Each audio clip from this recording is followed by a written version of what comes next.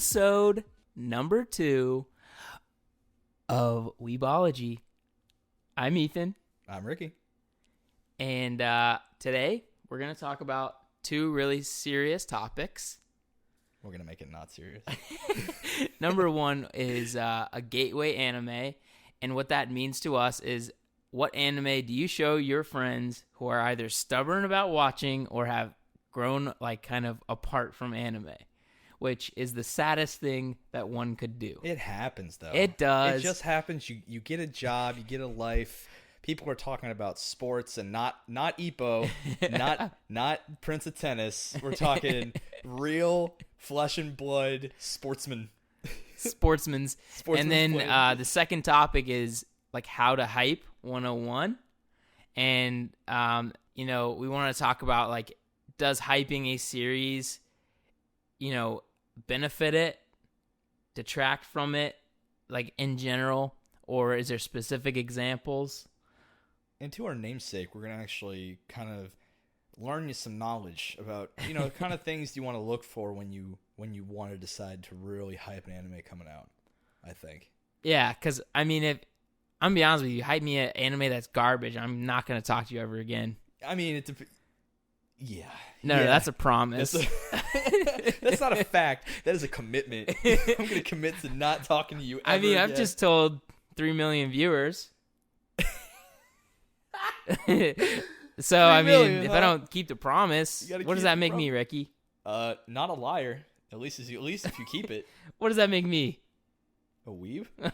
I'm a weeb. It is the namesake. Before we begin, I do have to say he put our names on our mic tracks, Thick Rick and Weethan. And I want it to be known that if we ever do reach even a 10th of the 3 million viewers you have just claimed we have, I kind of want that to stick. I kind of want it to stick. If that were the truth, definitely that can't stick. I'm pretty sure it's our spirit names, so that's what it is. All right, so let's go ahead and start, Rick. So gateway anime, and so I actually had an experience in college where a friend of mine had kind of, so this is actually my roommate in college, CJ. Yeah. He had grown apart from anime. He watched Dragon Ball Z when he was a little kid. As one does. Right, of course. Yeah. And then, he loved Dragon Ball Z, but he just hadn't gotten into anything post, like, kiddom. Okay. Or whatever you want to call it. So, I had an uphill battle. Oh, yeah? Because, I think in high school and college, at least in our time, it was not as cool to like watch cartoons and anime. Absolutely not. Right. And let us get this out of the way right quick before you continue. Anime's weird.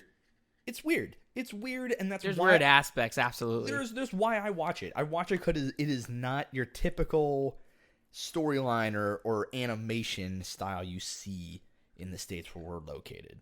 So it's just something unique and new. So what did you try to give CJ right to get him back into the fray, get him back into the fold?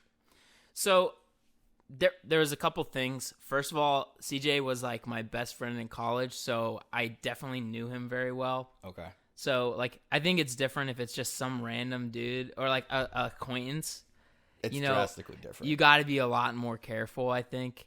For instance, if it's just some guy you don't know at all, or obviously you know him a little bit, but like not I'm just too imagining much. You going on the street like screaming, "Hey, have you seen Devilman Crybaby? It's gold!" Hey, have you been watching anime? Because if not, here's one for your ass. No, I got a list in my pocket. So, I think what's really important is not to scare people away. Yeah, of course. So like, if he's not someone that's really close with you or something like that, anything with fan service has got to be basically off the book. Like, you cannot. Oh, yeah? In my opinion, that would make someone, like, freaked out and feel weird about watching anime. Before we give our thoughts, Ethan, what do you think is the worst anime to suggest to someone? Say they're completely open. Whatever you gave them, sure, they would watch at least 3 episodes of. What is the worst you would give them? So I get confused on the name because there's 2 that are extremely close. I think it's a Kill la Kill. Not bad choice. Absolutely not would I send that to Don't give somebody. them that. No. Absolutely not. The fact that the whole like quirk is the stronger she is, the less clothes she's wearing. What a concept. What an insane thing to show someone you're not super close with. You have to have a really high level of experience with anime to let that sink in. Because, yeah, and once you tip the scale, it'll be like weird savior of anime. Yeah. I mean, it would just be like really, really odd to like absolutely have a like even barely a friend of yours watch something like that, and then they you know, in a couple weeks you're like, so how was it? And they're like, you really all hyped up, dude. We need to talk. Yeah, we are no longer roommates. Actually, what's wrong with you? We are no longer roommates.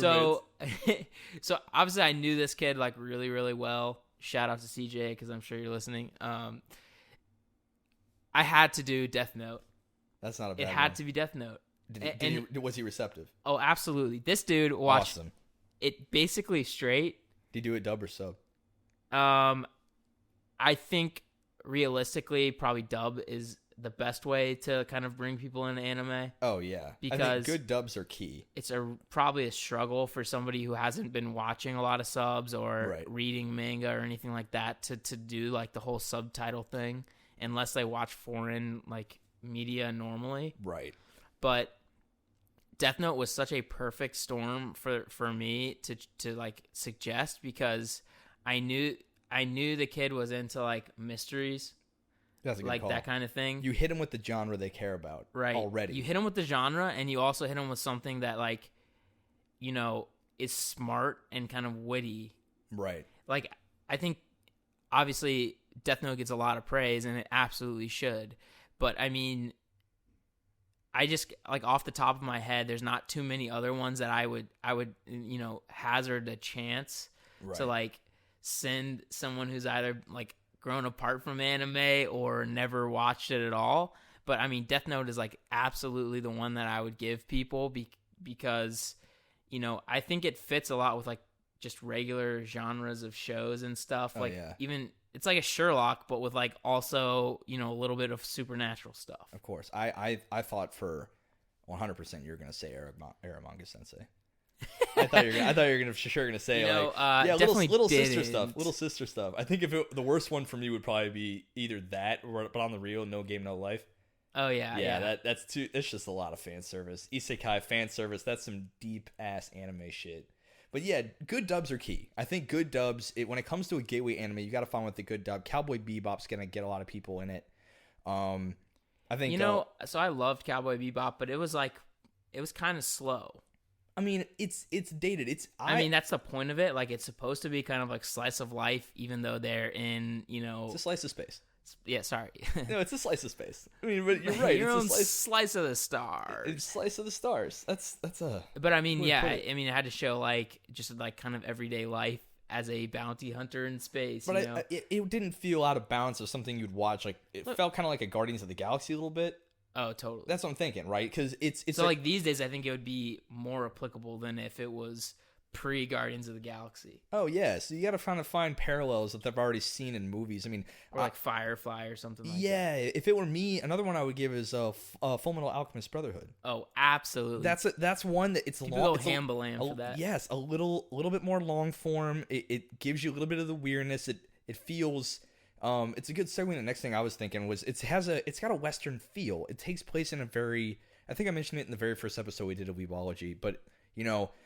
Anything that's got a little bit of more of a European Western setting and aesthetic is a really helpful tool. One thing, a show that I would definitely suggest that is along those lines that I've started recently to watch is a show called Banana Fish.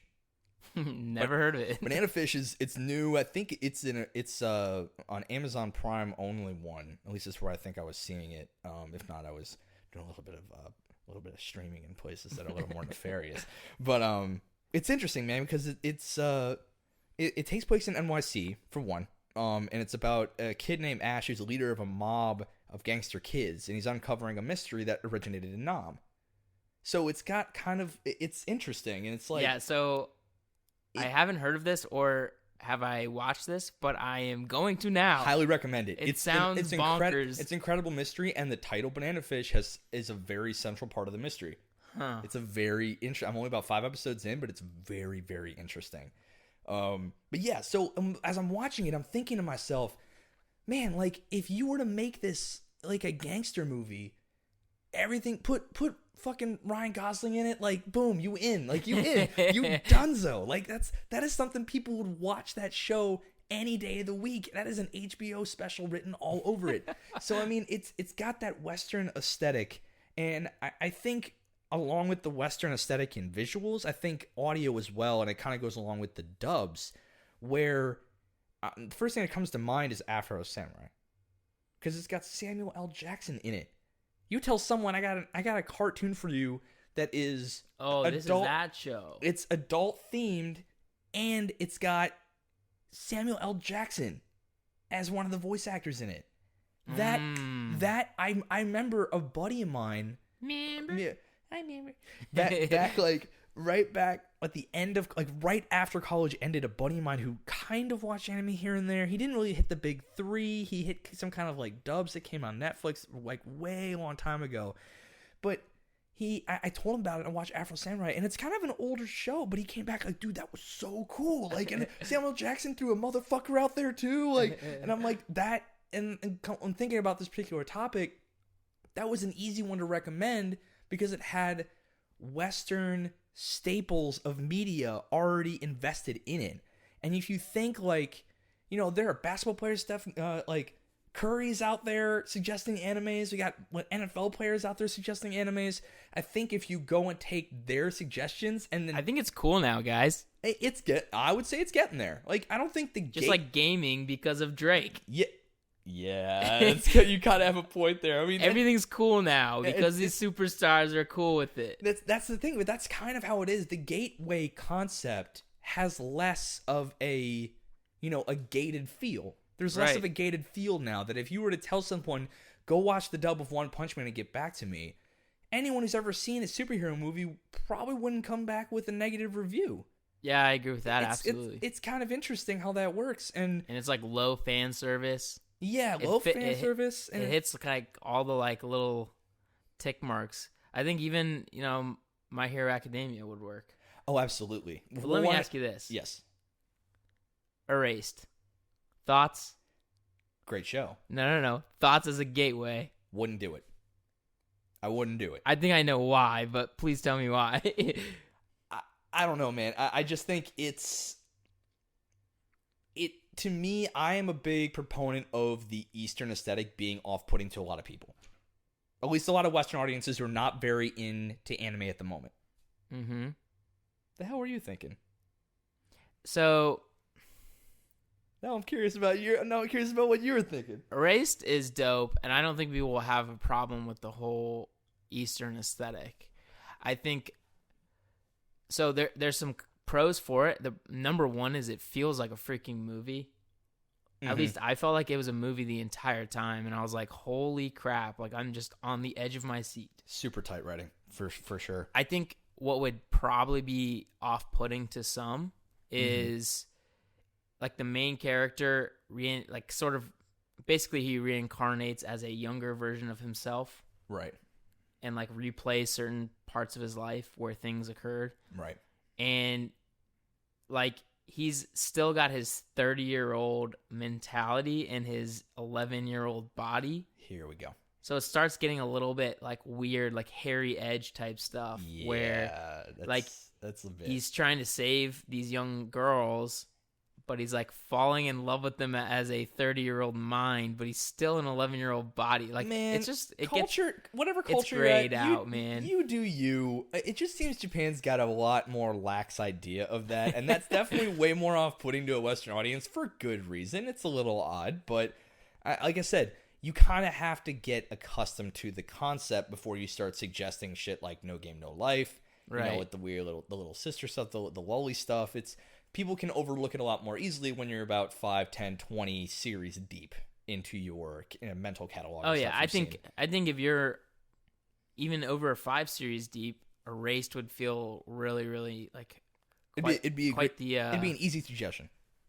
quite the roller coaster, and you'd feel pretty confident in suggesting. Absolutely. So, how about this? Your sister.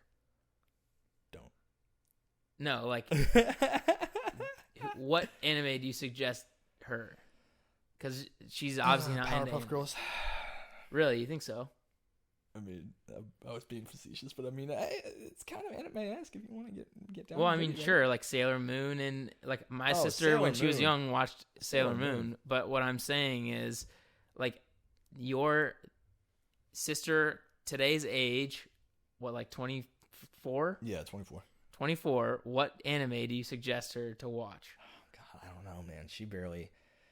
I mean, that's the point. She has no like interest. No interest, man. But I'm giving you the task where you have to suggest her one right now on the air. I don't know. Fruit basket. Like some kind of slice of life. Some super easy slice of life. Something maybe romantic. Love is War.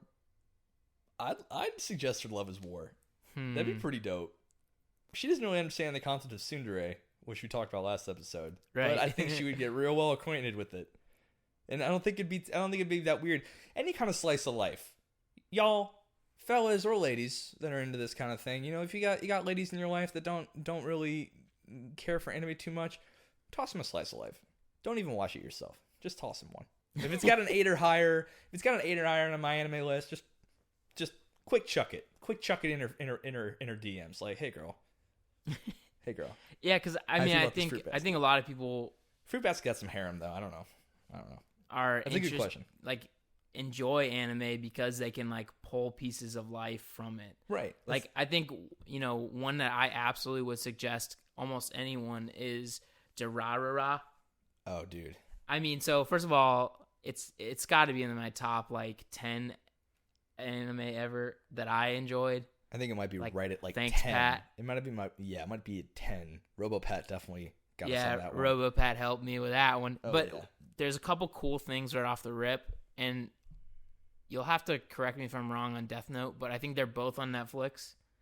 Death Note is either on or off like every couple of months. It's kind of weird. Netflix?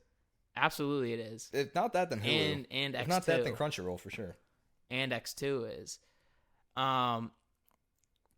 So Durarara is really sick because it feels more like a slice of life, but then there's just like random occurrences of supernatural brilliance. But yeah, and the way they tell the story makes you feel intelligent watching it. Right. Yeah, like the story's being told from a web, not linear. It's definitely being told in a. It's just such a beautiful story, man. And like, I think there was a lot of elements that you could pull from it that you're like, this happens in daily life. Absolutely. Like, you come from a boring small town and you decide to create like a gang online. So dope. I mean, I could see, keyboard warriors totally doing that. They probably already have. Like, absolutely. Unbeknownst to us, it's probably a keyboard warrior clan clanning up against us right now. I really, really, really like that decision they made to say, this kid is kind of like a dork and, like a normal everyday kid. When he gets behind the computer, he's like, this big dude, kingpin. Yeah, and big dick swinging. And I think a lot of people, even that aren't accustomed to anime, would understand that as like something that happens in real life. Like people are different behind the screen than they are face to face. So you get to a good point about compelling stories. Right. They're to me, when we were having a chat about this particular topic over this week, what compelling, I thought about what made a story compelling. And I took media aside. I just said, okay, movie, game, cartoon, anime, put them all aside. What makes a compelling story? And I think for me, it's stories that get to the heart of human nature with a premise summed up in a single question. I mean, a couple examples I thought up. It made me interested in possibly suggesting this. Did you know Shinigami like apples? Perfect. Well done. No, I didn't. Want to learn more? Want to learn more? But I'm thinking like $9.99. I'm gonna hit you up with some questions. Okay, all right? hit me with them. And these are gonna be what I feel that are summations of the overarching plot of these shows, and this is what I would give to somebody who maybe might have some light anime experience or none at all, depending on the question. So, first one up would be, what happens when you die and your life is truly judged? It's Death Parade. Fantastic show. Sure. Yeah, the premise is when people die, they go to this bar, and the guy running it makes them play games that judge their life, and it's not just how they it's not just them completing the game, it's how they complete it that determines their eternal damnation or salvation. Right. Incredible. To me, it was an incredible premise. It was really well done. Animation was fantastic. Bonesy, wasn't it? I think so. Yeah, I think so too. Yeah, I mean, that to a lot of people would be like, oh, interesting. And I would say that's just a show, but it's also animated. I mean, for sure, that is compelling as anything you can think of, because that is a question that people ask. Yes. No matter their, race, media sex, of choice, race, their sex, orientations, origin, anything. People ask that question all the time. What happens when you die? What happens when you die and you're actually judged? How will you be judged? Everyone wants that. That's a compelling question, and we have a compelling story to answer that in a certain kind of way. Right. The other one I got is, what would society be like if you're convicted based on your potential for crime instead of crimes committed? The old psychopath. The old psychopaths. Or the Minority Report. Essentially, yes, but there it is. Another example of a real-world parallel of a classic movie that a lot of people probably have seen. Right. It's like, all right, here's another take. Here's another idea on the same question. We have parallels. And obviously the last one, what would happen if you can kill anyone, anywhere, and anytime? Yeah, right. Or, I will be the god of this new world. I am justice. God, get off your high horse, Light. Or what would you do if you were born in a world where everyone was special and you were just a normal person? Oh, God. Are you just talking about my life, or you just talking about me? Hey. No, I'm talking about what if everyone had quirks? Baku no Hero Academia. Right. My boy, Young Midoriya. And I mean, I think what I like is a show that allows you to put yourself in the main character's shoes, and things happen that you think could possibly happen in those scenarios. In the context of the world they're trying to explain to you. So I 100% agree. So I think when you told me about compelling story, I think that really gets to the heart, is that you got to find, there are some stories that, that are great for anime fans. I feel like isekais overall are not exactly good examples. They are, for an anime fan, power fantasies. It's a good way that all the main characters are usually pretty insertable in your own way. I think it appeals more to like gamers, but it's going back to what we were saying. Find that parallel either to the person or something they have seen before, and you might find yourself in a good gateway anime for pretty much anybody, I gotta say. Yeah, I mean, I think some of the ones that we mentioned are relatively like general applications. Yeah, for sure. And I think obviously it's subjective as to the person, right? And like it helps a lot to know the person. Like, all right, let me ask you this: we have a friend, Tristan, who's a complete stubborn jerk. Wow, and he's definitely listening. Really to this. Unzipping and laying it on the table, aren't you? Yeah, just plonk. So tell me, what are you suggesting Tristan to listen to through this podcast right now? My beautiful, beautiful voice. That's what you should be listening to. Sorry, watching. Oh, sorry. Oh, yeah. Let's see. I think if the dude would take his pride and just shove it down a little bit. He thinks it's all hentai and tentacle porn. Like that's. He should just watch Death Note, he's one of those, and that's like I don't blame him. I don't blame him. There's a lot of animated smut out there, and that kind of is like smut. It is. It's the vocal minority. Fan service is the vocal minority. Like, and a lot of people who don't. And it's not like I'm up here on my soapbox like, you don't understand anime. No, I get it. Like, I understand why people have that opinion. However, you do kind of have to put preconceived notions aside to really get under that under your belt. But I don't know, man. I make him watch Baki. Think he'd go for that? No, I don't. Hey, Tristan, you go for that? Would you want to see Tristan, someone's intestines man, blown out of their ear? Can you, like, I don't know, answer back? Oh. Like, we're kind of waiting for an answer, and it's pretty rude that you haven't responded yet. Yeah, we're literally just kind of sitting here. Like, the rest of the episode is going to be 20 minutes of just, like, us waiting to hear. So, like, I guess call. 1-800 get over yourself. Yeah. Or getoveryourself.com. Actually, people that are listening, don't go to that. I don't know. Wouldn't that be great? I don't know. So I think that was a pretty good like summation of our thoughts on some gateway animes and even some real world examples. Yeah, and I mean, you know what? I got one myself. I actually recently went and hung out, drank some booze with my dad, and we were watching some sports, and he was telling me about. He's a big sci-fi guy. He's into the kind of the older, like the Dune era. He's a big Star Wars guy. Heck yeah. Yeah, he's really like he likes Sunshine. If you haven't seen that movie, it's amazing. Event Horizon kind of thing, and he whipped out and name dropped Alita Battle Angel. Now, for those of you who don't know, Alita Battle Angel is based on a manga and I think an anime. I do not know. Definitely a manga. Go correct me. This is of the first times I've heard this. Right. No, yeah. So go correct me, but I think it's a super old anime, but an even older manga, and he loved the hell out of it. He loved every second of it, and I turned to him and I'm like, "Oh, father." Wait, he loved the manga, or he loved the movie adaptation, which blew my mind. But when you got James Cameron on the horn.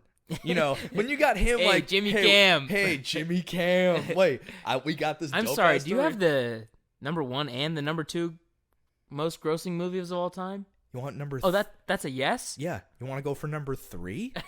You want to Let's go for 3? This shit. Let's battle those angels. Let's battle those angels. So it turns out James Cameron's been working on this for ages because he saw it for the first time and loved the storyline. Wow. So I think the last bit of this gateway anime thing is, as we go forward into the future, there's going to be better and better attempts and less attempts and more quality shots of taking anime elements and even entire storylines and tropes and tossing them into a more digestible format for a Western audience. And then when they find out, like my father did, that this came from an anime or a manga, he did the research and he wanted to have a conversation with me about anime. And I'm like, Ricky, did that change your life? It was definitely a highlight. Definitely a highlight. I was like, oh, father. 26 whole years. Do I have a podcast for you? I have a podcast for you to listen to? You can listen to me drink shit out of a mug and talk about, No Game, No Life. Don't look that up, father. Please don't do that. You're about 10 anime behind from before I can even suggest that. And I think that brings up a great point. If James Cameron's watching anime, what makes you so special, Tristan? Just watch some damn anime. I love how we're targeting this poor man. You know what? He's not a poor man. You deserve every target, Tristan. Yeah. Get your head out of your ass and get off your high horse. You're talking about the Jimmy Cams with his multi-billion Jay Cammy. Jay fucking Cammy. He made Titanic. He made Avatar and not The Last Airbender, even though no, the show was good. The show was fantastic. The movie bad. The movie was bad as hell. Like, real bad. You see those earthbenders? They floated a rock across the ground at exactly 2 miles per hour. So mad. Yeah, so I think we should probably move on to the hype section of this podcast. Avatar: The Last Airbender. I love everything we just talked about. I know that the movie makes me not hype. Let's talk about the opposite of not hype. Not hype. Also known as super freaking hype. Let's talk about hype. So, hype. What it is, what is it, Rick? It's just an extreme amount of anticipation or energy put into something that I would say has yet to come out or already has. And is that like a community-wide thing, or like what exhibits hype? Like, it's fascinating because I think in a lot of other mediums, when it comes to video games, movies, even literature, even like think of George R.R. Martin books that are coming out. Like the rest of the Game of Thrones books. Sorry, couldn't care less. Oh my god, I just don't care about that dude. Well, fine. All the same, there are people that are literally salivating at the mouth waiting for those books to come out. Truth. But it's because in most cases, for most media forms, this hype is generated before the fact. Game trailers come out. E3 is a massive conference solely for creating hype for games. We have trailers. Think of like how many viewers people on Twitter were hyping the Avengers Endgame trailer before it came out, and that piece of content is to hype something that hasn't come out yet. There was hype for the hype thing. That's double hype, Ethan. That's a lot of fucking hype. I'm aware that that's a high level of hypeage. I think my question becomes, like, all of those things that you just mentioned, they already exhibited a very, like, structured and, like, demonstrated success. Do you think for anime, a lot of times people will, like, read a description of an anime and start hyping it before it's even been seen? Because I think they take it honestly too far in the anime community. There's debate on that, I think. I mean, for me, hype is generated in the anime community by the community itself. Like, It's rare now. Like, you'll see trailers, like, think of One Punch Man. Season 2 trailer came out. That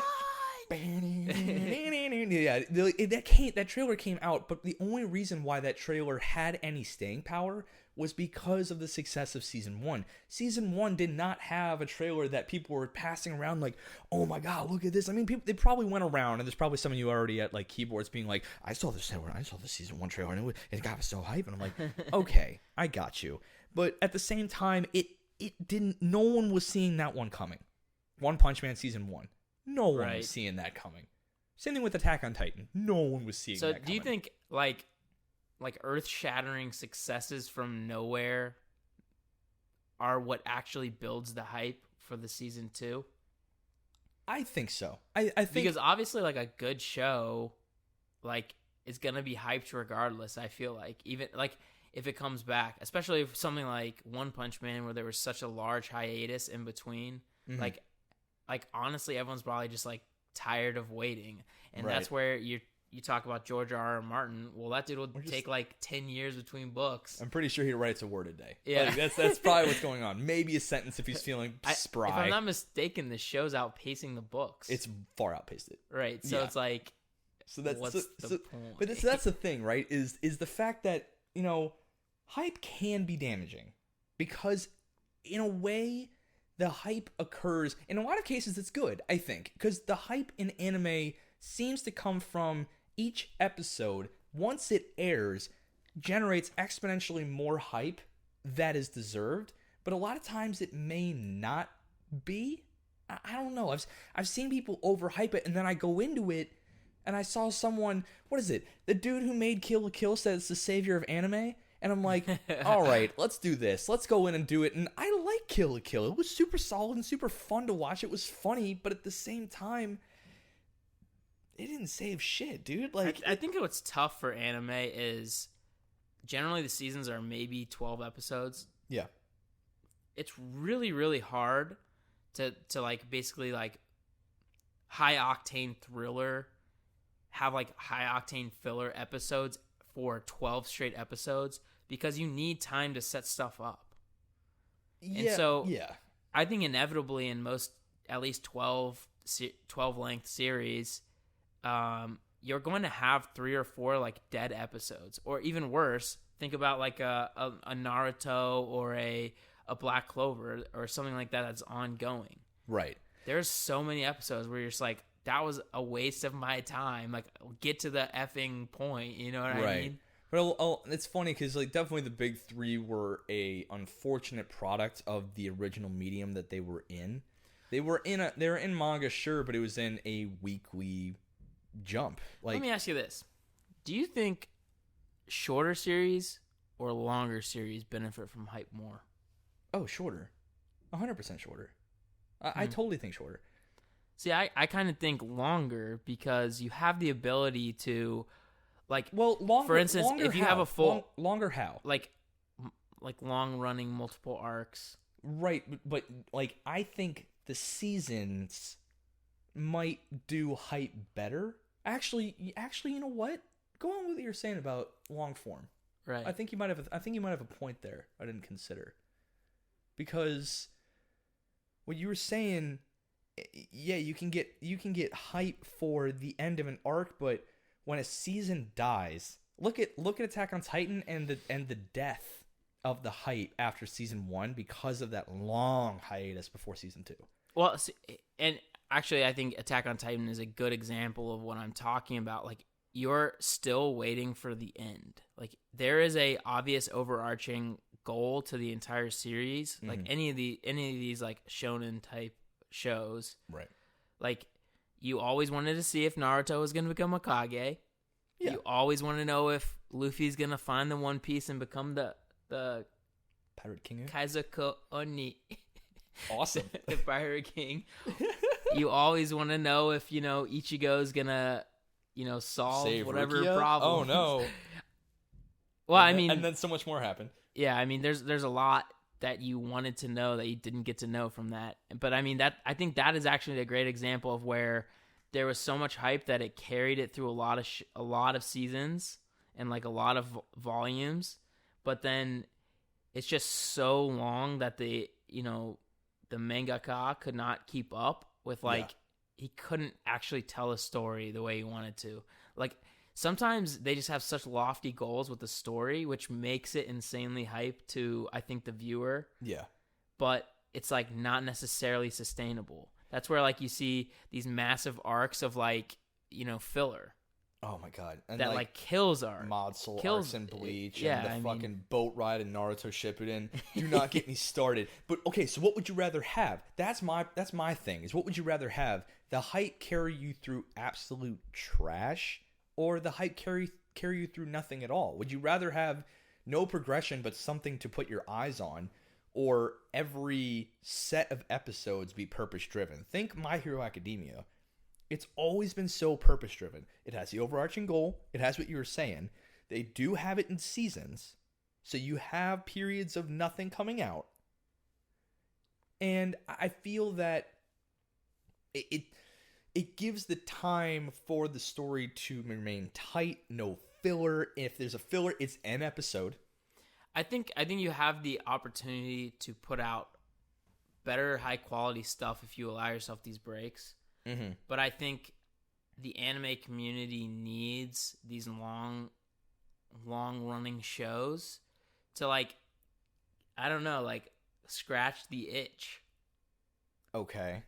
So you kind of you're still seeing your characters do stuff. Well, because I think what gets kind of frustrating as an anime fan is you can watch a lot of series that are highly rated that only get one season. Looking at you, Madhouse. Looking right at you. Well, I mean, of course, but I'm saying Cowboy Bebop. It was so good. It was so good, but it just ends. That's the point. It's locked in. That's the story.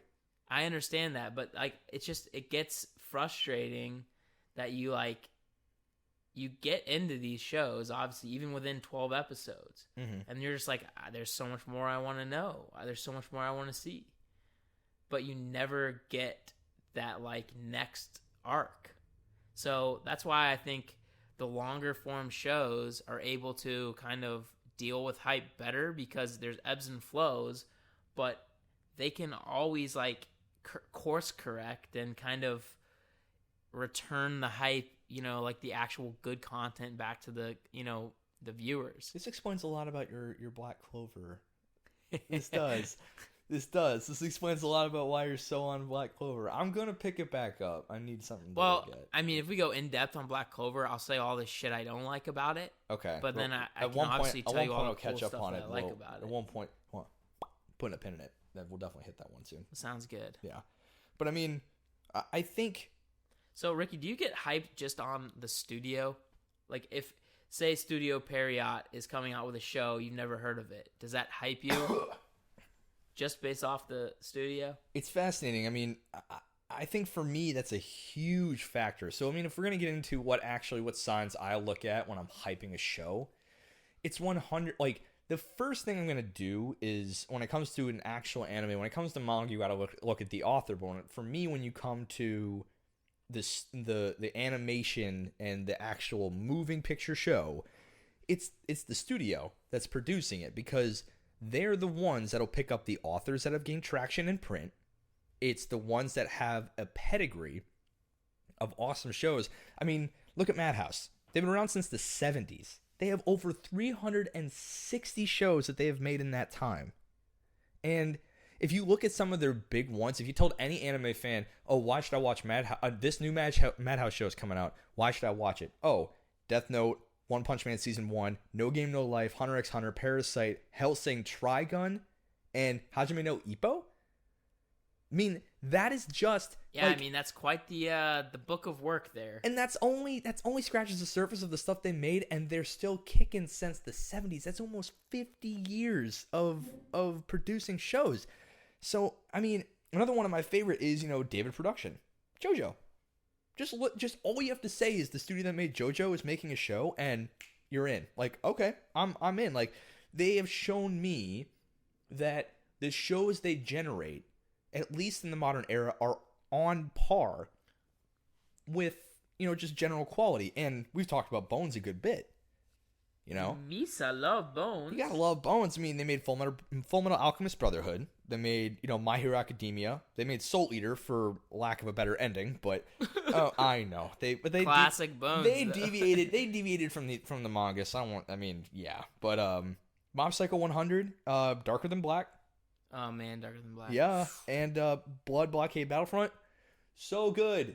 Keki Sensen. God, it's such a good show. But I mean, so I think How to Hype 101, Lesson 1, take a peek at the studio that's making the show. Go on my anime list, go on to Hummingbird, go look at the producer, and look at the show that they've made even in the last 5 years. That shows their current trajectory on like where they're at. So I think for me it's definitely the studio. I mean, I think there's got to be times when they've put out shit though, right? Of course. I mean, there's gonna be shit at every studio, and they're the ones that's not gonna be their money maker. I mean, even look at Bandai Entertainment. I mean, it's got to be the story that gets me. Like, I identify with certain studios, but it's the story that like carries it for me. Or if there's like just random ass logic leaps. Like, it's anime, I don't expect it to be perfectly beautiful. Right. But I need like some semblance of like a realistic, reaction or something like that. So someone gives you a synopsis. There's one that I've heard of recently called Dr. Stone. Okay, hit me.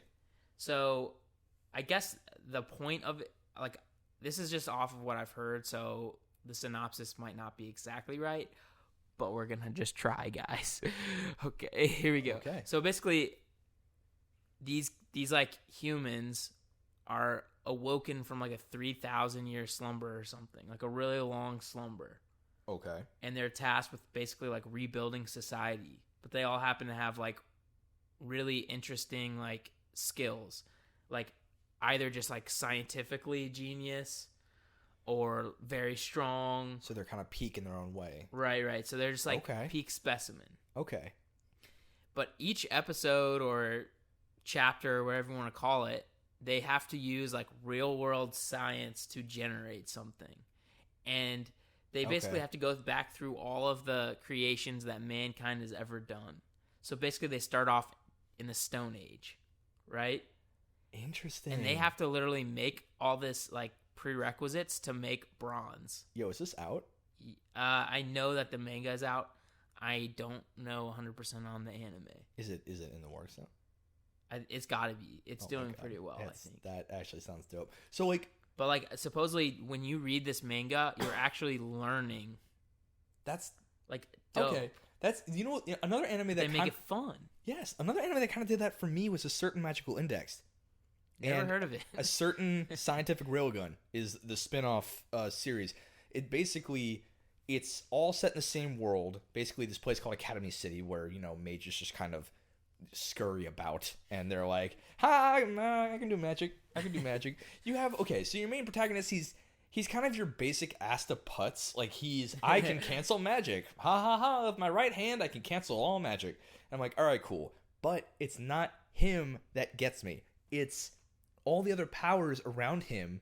and the magical side are based on human lore, Greek, Roman, Norse mythology. Dope. It's like summons based on Christianity, I love Judaism, freaking mythology stuff. Their magic is based on that, and then a certain scientific railgun is about mages that use science. This one chick can control electric forces, but she doesn't stop there. She can make a railgun out of a quarter because she can control magnetism. She controls electromagnetic forces. She can control magnetism, so she can stick herself to anything metal.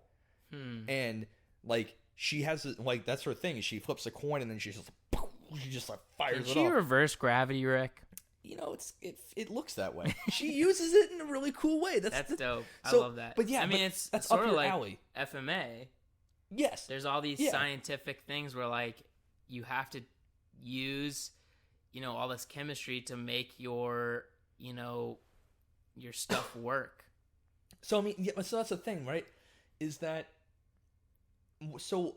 For Alchemy was the word I was looking for. I was gonna say, dude, alchemy. Yikes. Come on, yikes. Yikes. What? So like, what about a synopsis? Like, what?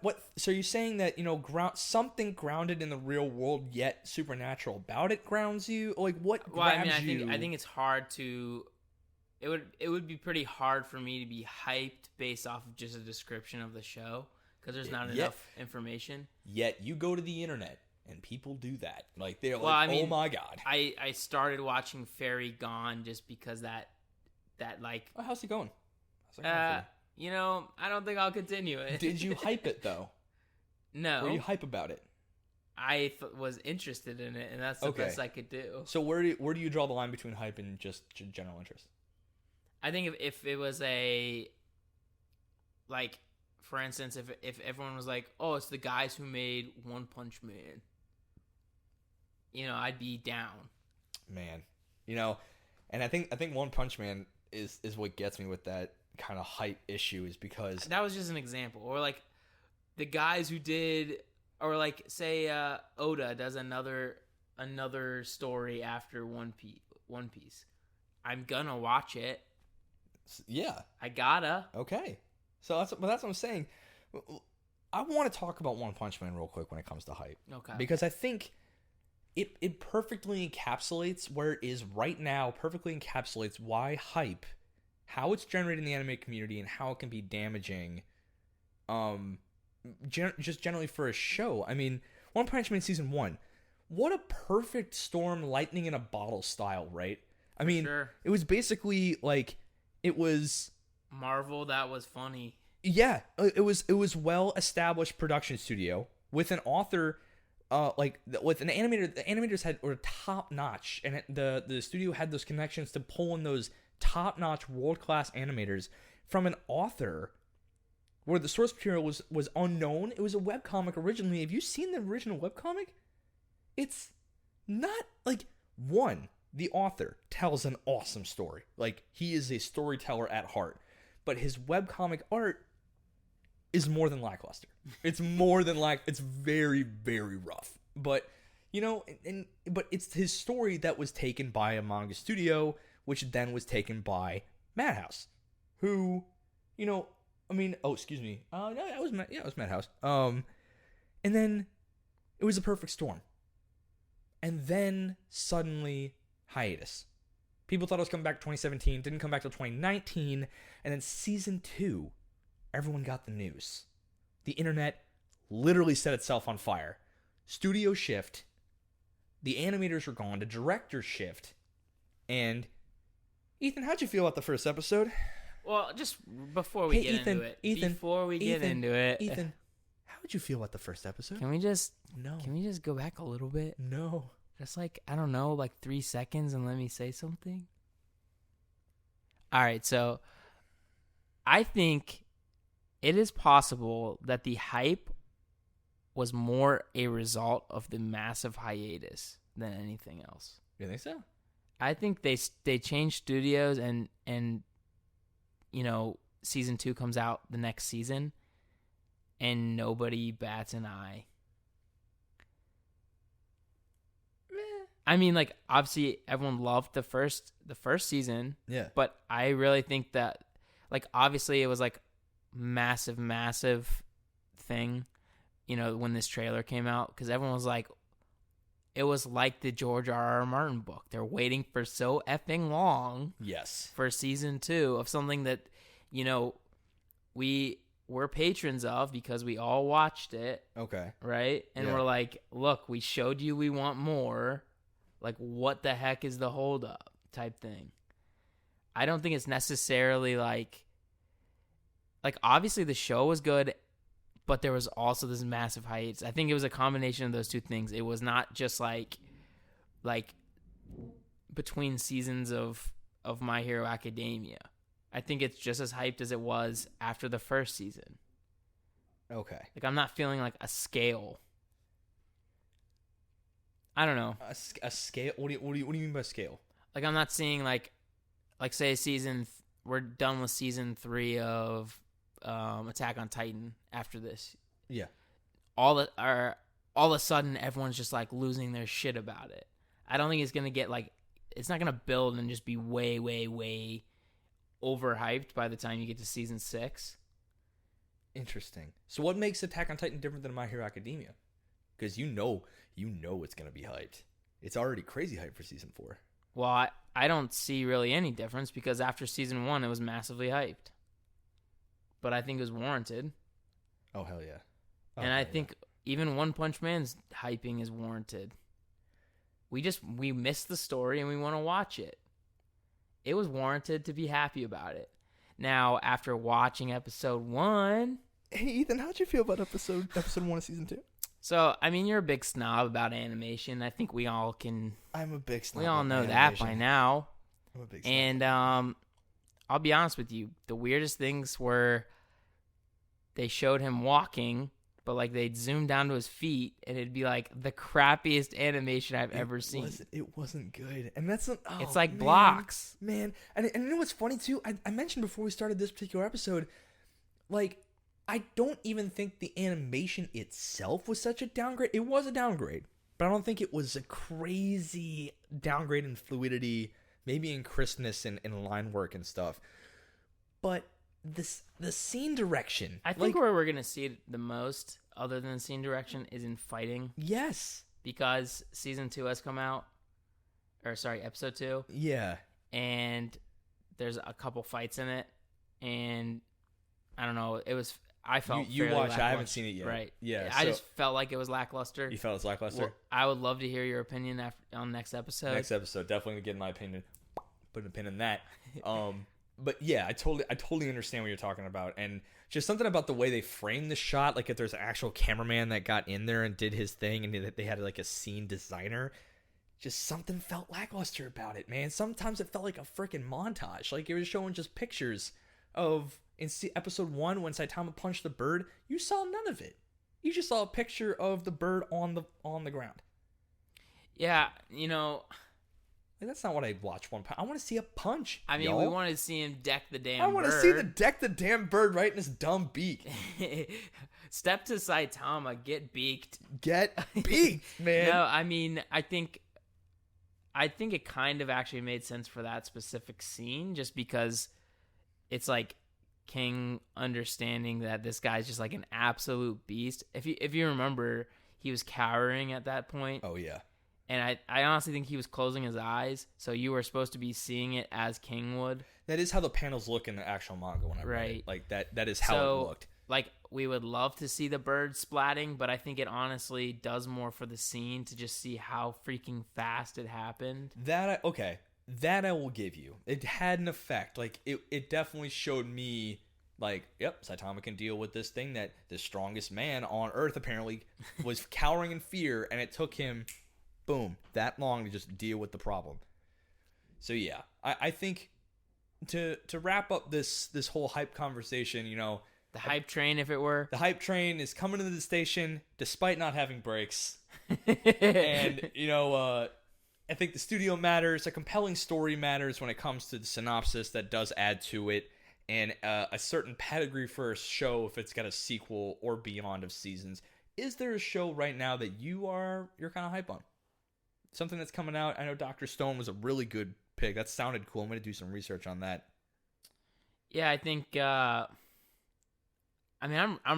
I am really hyped to see what happens next season in My Hero Academia. That's to me that's the strongest. That's gonna be the I strongest. think it's definitely like a front runner. Yeah. In terms of hype, and I mean I would love the rest of One Punch Man season to kind of like get incrementally better every episode. Hopefully That'd be nice because I know the story does get better. Ooh, like significantly baby. better. It gets great. So if they can just at least rely on the story, I think they have a really good shot of like the upward trajectory of the like kind of season. I respect that.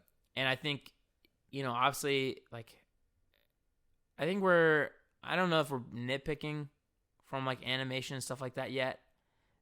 Maybe that's just the way they're choosing to go, I think that's the way they have no other choice but to go.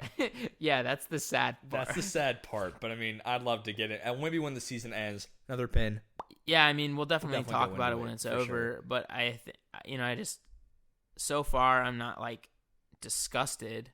I Yeah. wish it was better in some areas. When I put my hype away in my lockbox and really looked at it from an objective point of view, it's definitely not trash. It's not trash. But I mean, yeah, I think what my advice to all of you anime fans out there is hit him with it. Hit him with it.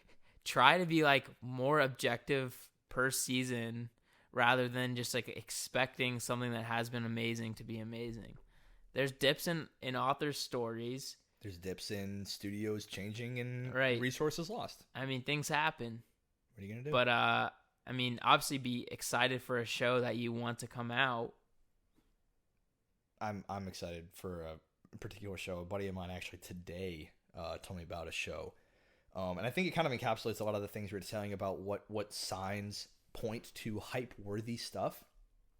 And a show called Fire Force. Now, he said to me, it's about firefighters, and I nearly laughed at him. But I did a little research on my own, and it has a lot of interesting things going for it. It's written by the Soul Eater author, Asushi Okubo? Yeah. Asushi Okubo. And it's produced by David Productions, who also does, fun fact, JoJo, and also Cells at Work, which I thought was a super cute anime. And it's got an interesting concept where it's not just firefighters. Literally, fire monsters are being born from spontaneous human combustion. And these Fire Force firefighters are combating them with their own fire while they remained their own they kept their own humanity. So they're literally fighting fire with fire. So I'm like, okay, this at least is worth the 3-episode rule for me.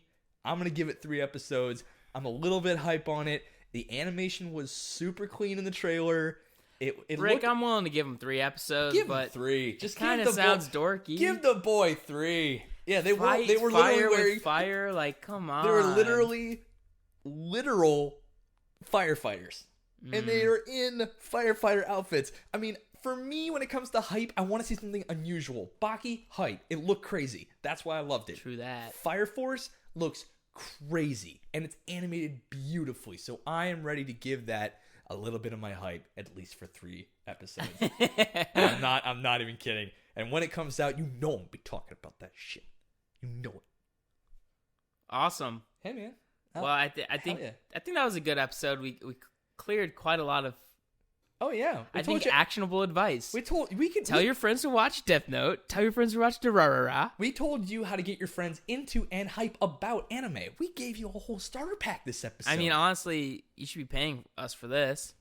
At the very least, give us a 5-star review. You know what? We would really appreciate a 5-star review. Any review counts. We do appreciate the list, and thank you for sitting with us all the way through this little conversation. Yeah, we had. and if you have like advice for us or anything on like how to make the show better or like do things differently, absolutely throw it in. We are receptive about it. We'll take all the mean stuff. We might create a Twitter. I don't know, because I think it'd be easier to connect with you. Absolutely. Instead of just doing it through the reviews. I mean, leave us a spicy 1-star review if you really must. Like, and we'll take. Well, that. I mean, don't do that. Well, fine, 5-star, but make it 1-star in words. Like, we'll take the 5 stars, but yeah, just, absolutely. I think that's more than fair. hell yeah. So, what do you want to talk about next time?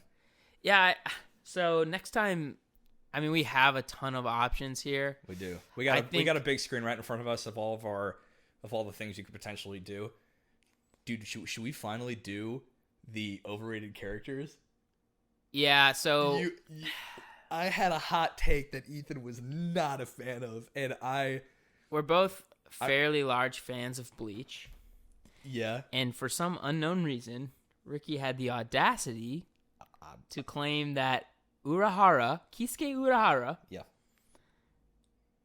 is overrated. Yep. And I personally think he may be one of the more underrated characters. You want to do that debate next time?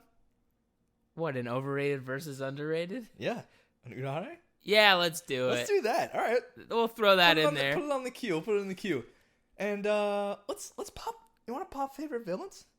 I would love to pop favorite villains Let's pop in favorite there. villains. Rick. Let's do those two. Let's do those two. I think that'll be quite a lot because I'm gonna be pissed about the Kisuke thing regardless of what happens. Oh my god! You want to? We'll start with the favorite villains first, and then we'll end it on a sour note because it's gonna make you pretty sour. Yeah, I'm gonna be basically a bag of pretzels because I'm gonna be all salty. I'm gonna call you Mr. Peanut. Mr. Salty. So I want to call this segment something. I want to call it Foreshadow Firesides. Something like that. If you have any suggestions, leave them in the reviews. Suggestions. What do you want to call this freeform? Freeform Firesides. Hold on. Well, no, it's got to be like a foreshadowing thing, dude, at the end. It's got to be like next time on... Robopat, feel free to drop us a line. Yeah, Robopat, do your job. Put a sound effect here. Yeah. Not you. All right, thanks, guys. Catch you on the next episode.